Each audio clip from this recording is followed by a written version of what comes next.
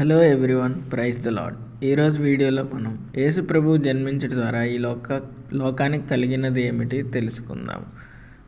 యేసు ప్రభువు జన్మించడం ద్వారా ఈ లోకానికి మహా సంతోషకరమైన సువర్తమానము కలిగినది, అనగా పరలోకం నుండి ప్రభు తెచ్చిన సువర్తమానం. మారు మనసు గూర్చినదే ఈ లోకానికి గొప్ప వార్త. మారు మనసు పొందకపోతే ఏమి జరుగుతుంది? ప్రభువు గద్దిస్తాడు తన ఉగ్రతతో, శిక్ష విధింపబడును, రెండవ మరణం ఉంటుంది. కావున అందరూ మారు మనసు పొందాలి.